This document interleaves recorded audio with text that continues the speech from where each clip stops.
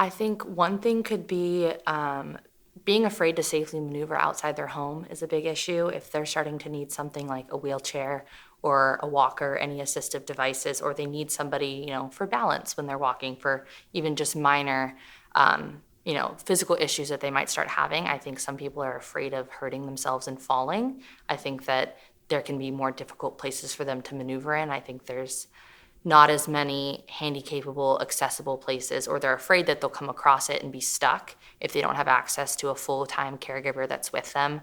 Going out by themselves could be very scary.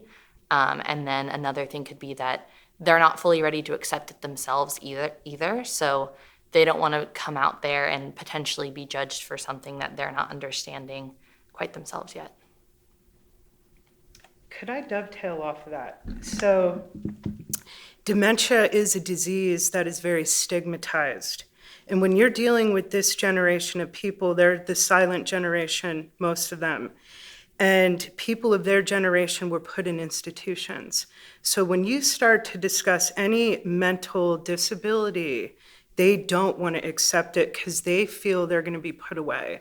And that's a very common question that I get asked. Where are they going to put me? I don't want to be put in an institution. So that causes a lot of self-isolation. Elders will not visit their physicians because they think their doctor's going to put them away. So then they won't, they have lack of access to healthcare, and the self-neglect starts from there. They'll just self-isolate because they don't want to be institutionalized, because that's what happened as they were growing up. And they think healthcare is still like that. And it's not. We have a lot of different interventions to manage people with dementia in home and in memory care settings.